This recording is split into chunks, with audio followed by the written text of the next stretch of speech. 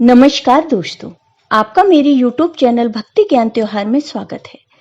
आज मैं आपको बैसाख मास की कुम्हार कुम्हारिन और एक गधे की कहानी सुनाने जा रही हूँ। अगर आपको ये कहानी पसंद आई तो कमेंट बॉक्स में भगवान विष्णु की जय अवश्य लिखिए। साथ ही अगर आपने अभी तक मेरे चैनल को सब्सक्राइब नहीं किया तो सब्सक्राइब कर लीजिए और बेल आइकॉन पर क्लिक जरूर कीजिए, जिससे हमारे वीडियो के नोटिफिकेशन आपको मिलते रहें। बहुत समय पहले की बात है। किसी गांव में एक कुम्हार कुम्हारिन रहते थे।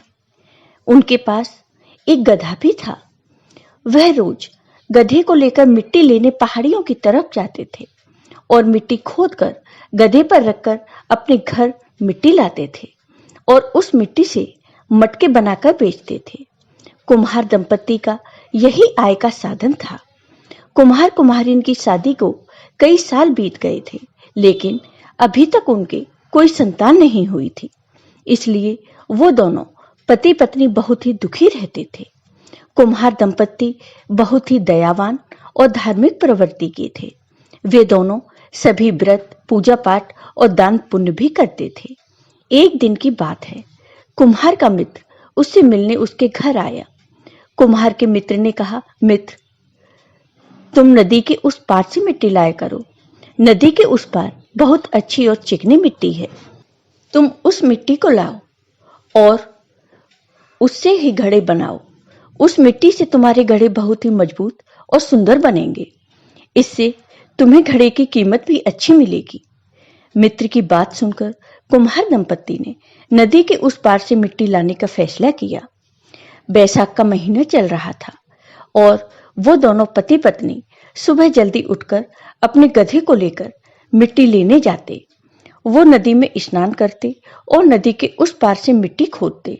शाम होने से पहले वो दोनों मिट्टी को गधे पर लाद कर फिर से नदी में स्नान करते हुए घर वापस आ जाते।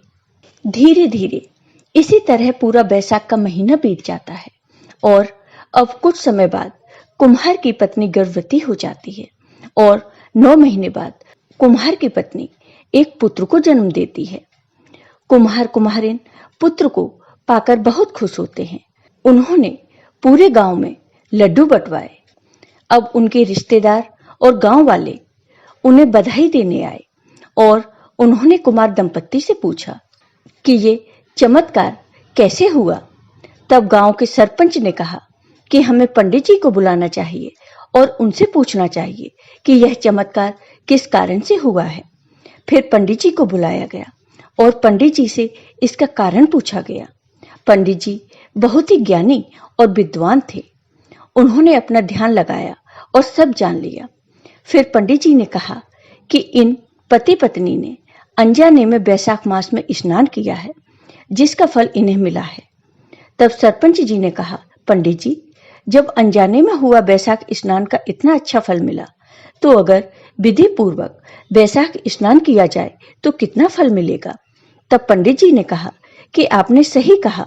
जो कोई भी विधि पूर्वक बैसाख स्नान करता है, बैसाख मास में बड़ पीपल, आंकड़े के पेड़ और केले के पेड़ को सींचता है, सुबह शाम दीपक जलाता है, उसे उसका अच्छा फल मिलता है।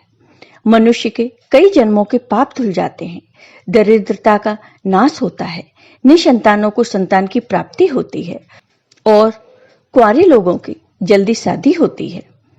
अभी पंडित जी बैसाख मास की महिमा महात्म्य को बता ही रहे थे कि तभी कुम्हार के गधे की भी मृत्यु हो गई और उसने दिव्य देह धारण कर ली। उसे लेने के लिए दिव्य विमान आया। वह गधा दिव्य देह धारण कर देवदूतों के साथ उस विमान में बैठकर चला गया। फिर कुमार दंपत्ति ने सबको बताया कि इस गधे ने भी हमारे साथ बैसाख स्नान किया था, उसे भी उसका फल मिला है। गांव वालों ने अपनी आंखों से 2-2 चमत्कार देखे।